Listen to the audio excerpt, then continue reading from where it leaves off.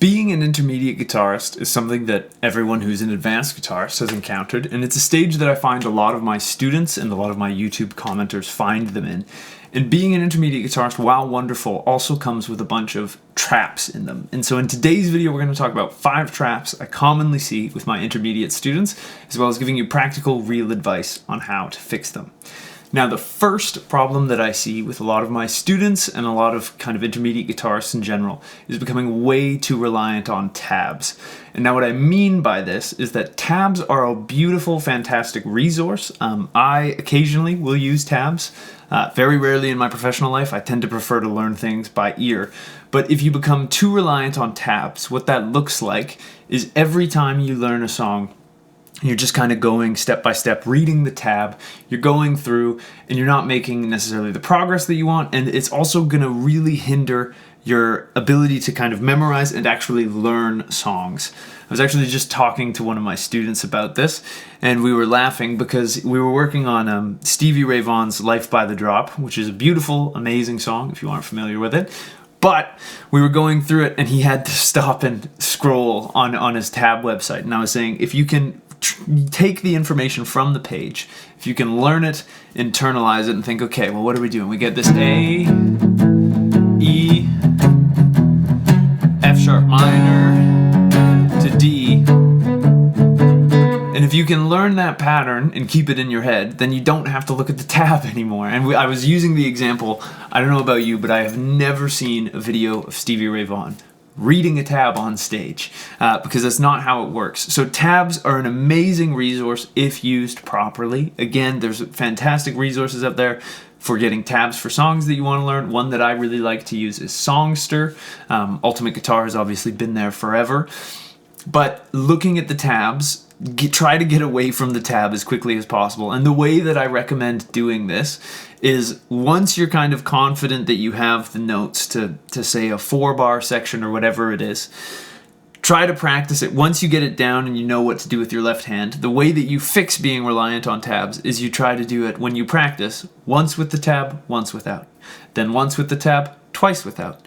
And then once with the tab, 3 times without the tab, just playing through those sections. And as you go, this will not only make you more capable of playing your favorite songs without having to, pull up your phone or on your computer look at things, but even more than that, it will help you build your musical memory, which is one of the best skills that you can have as a musician. Most of us, when we picture, being able to play the guitar like we've always wanted to, we imagine ourselves, if we're at a gathering with friends or whatever, or if we're with other people, we're able to just play songs.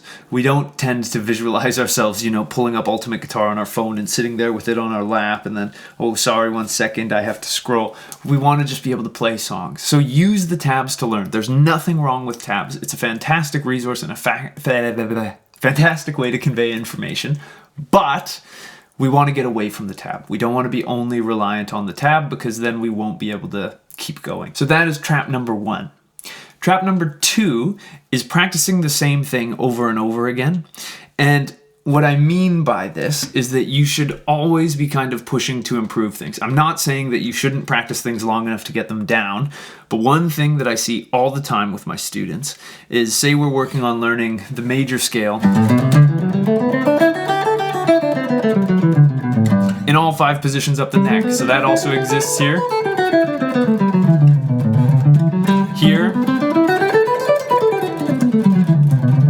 Here. And here.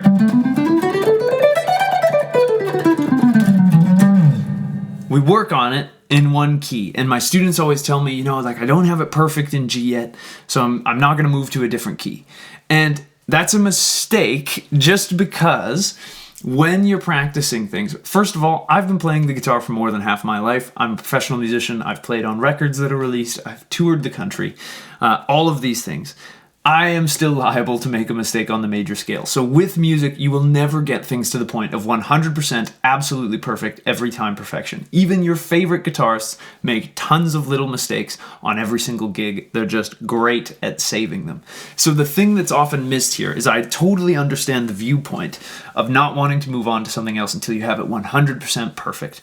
But in general, as a guidepost, what I would say is try to move on once you get something to 90 to 95% accuracy.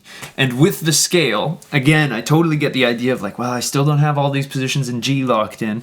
But the beautiful thing about the guitar is if you move to a different key, it's going to be the same fingerings, and you'll actually be learning more while you practice it because you'll be seeing the positions from a different angle. You'll be deepening your relationship to the material rather than just doing the same thing over and over again. So by moving your scales and everything else into different keys, that is a fantastic way to get a little bit more out of it versus just being really bad at one, or not really bad, but okay at one scale in only one key. So by pushing things around, you're actually learning more in a shorter period of time, and practicing your major scales in other keys will help you play it in whatever key you're currently working on.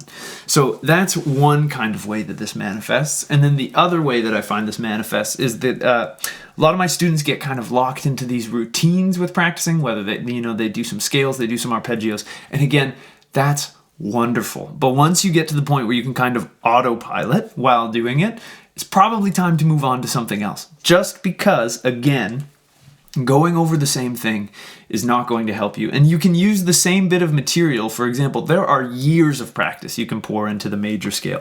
For example, after you get used to doing it in perfect linear order, you can work on doing it in thirds. In all 5 positions, you could work on it in triad. So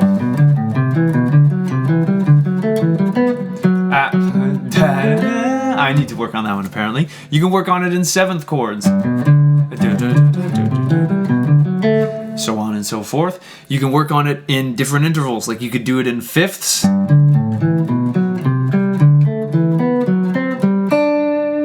So on and so forth.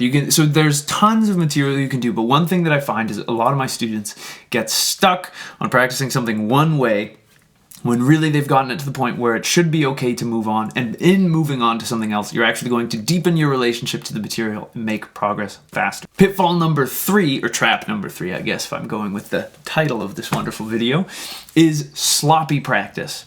So a lot of my students, I find, once we get comfortable with some scales, we get comfortable with some arpeggios, whatever it is, we start just kind of like slamming speed. Like we just have our foot to the floor and we are trying to go as fast as possible. And it's admirable, admittedly, but no one cares if you can play the G major scale at 300 beats per minute if you doing that sounds like this. No one wants to hear that, I'm sorry to say. And problems that commonly manifest is missed notes with the pick, sloppy, kind of like you get extra strings ringing out kind of thing.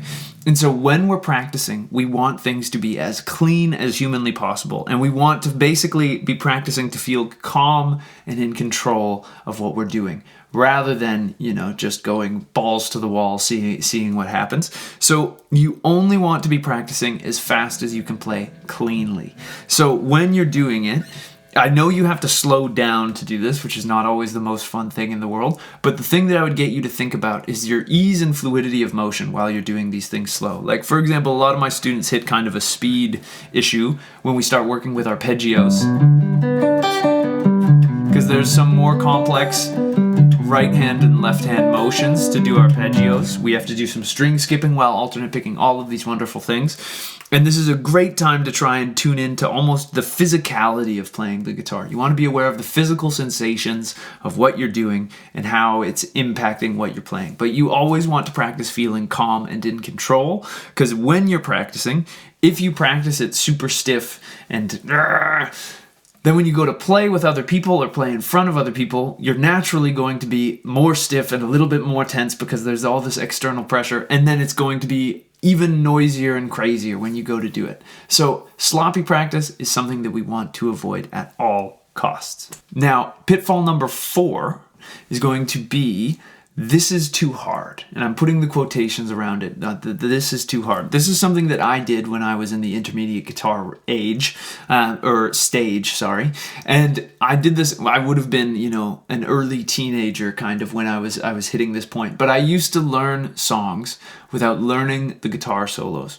And again, I fully respect the idea that, this is like harder than I'm capable of, or all of these different things. And like, to be fair, if it's your first guitar solo ever, maybe don't learn something by Guthrie Govan or Yngwie Malmsteen. You know, those are significantly hard. But if any time there's a guitar solo or a flashy lead part, you go, oh, that's too hard, it'll be 10 years before you start trying, and you'll be just as bad at all of those techniques because you haven't practiced it. So I kind of like to think about it as lifting weights. How do we get stronger? How do we build muscle? We do more than we're capable of. We do it within reason, and we try not to hurt ourselves, but we do it we work above our abilities. And that's kind of the key thing here, is if you keep saying this is too hard, it will always be too hard. So I would always recommend trying to build up a vocabulary, work on music that is comfortable and within your wheelhouse, while also working on music that's a bit of a stretch. Because when you stretch, that's where you'll see the biggest improvements. It might take you longer than you want it to. That's okay. Playing an instrument is hard.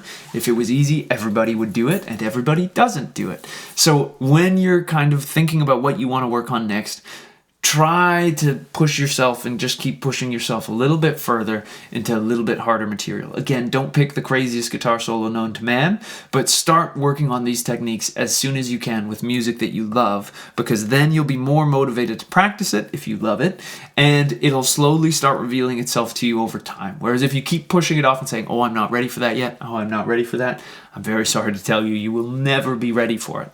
So that's pitfall number 4. And now my final trap of the intermediate guitarist is doing no ear training whatsoever. Now, ear training is a somewhat nebulous topic. I do have some videos on the channel about it, using apps and different things to kind of train your ear to hear intervals and that.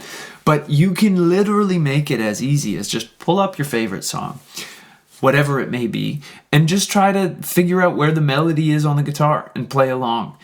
Just because it's something that is so intrinsic, and it starts training your ear, and it starts deepening your relationship to what sounds sound like, look like, and feel like on the guitar. For example, I wish I could pull something in and do a real video of me doing this, but recently I posted a short, and there will be a video of it that's probably out by the time this sees the light of day, but I did a guitar-only cover of Sabrina Carpenter's Taste. It's a pop song that's been kind of dinging around my head the last little while. It's a really, really catchy tune, and I learned that entire thing just by ear. And a lot of students go, oh, but like there has to be this thing, or I'm not ready to learn songs by ear, in which case, refer to point number 4. If it's too hard for you now, it will always be too hard. So you just start. And Sabrina Carpenter's Taste is actually a pretty guitar-forward song. And so you hear the intro, and the intro sounds like this.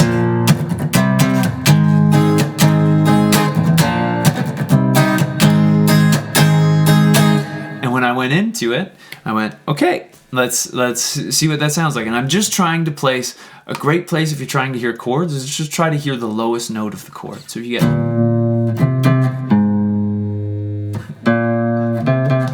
you might find the first chord, and then you go, okay, what's the interval between this chord and this chord? And then you listen to it, try to figure it out. Same thing for the next chord. And then the same thing with the melody. It comes in, oh, I leave quite an impression. You just try to find note by note. And again, this doesn't need to be a thing. I find with ear training, it's something that where my students tend to set these Herculean goals, where even if you just learn 5 to 10 seconds of music by ear every day, that adds up over the course of a year. And the other great thing is once you've learned a bit of a song by ear, most songs recycle familiar sections. So you can go through and kind of make use of all of these things while you're going through and building your skills to learn music by ear. It's one of those things where, again, if you start, it's going to be really, really hard. But as you keep going, it gets easier and easier and easier. But anyways, those are the 5 common pitfalls I find in intermediate guitarists. Let me know if there's any pitfalls that I missed, or, you know, are you struggling with some of these things yourself? If you enjoyed the video, I would really appreciate it if you could like and subscribe. It truly helps me out more than you can know. If you want to take a guitar lesson with me, there's a link to get in touch with me down in the description. I would absolutely love to work with you on whatever's troubling you on the guitar. If you're looking for a way to support me and the free educational content that I put out here, there's a link to subscribe to my Patreon down below. All of my patrons get early access to videos as well as cool behind-the-scenes sneak peeks at stuff that I'm working on, so I'd love to see you over there. Another great way to support what I'm up to, I do have an ebook and 2 video courses for sale, linked down in the description as well. It's some great educational content that goes a lot more in depth than I can go into in, a 10-15 minute YouTube video. But last but not least, I have new videos coming out every single week, so I hope I'll see you in the next one. And until I do, I'll wish you a wonderful day, and I hope you have some fun playing the guitar. Thanks.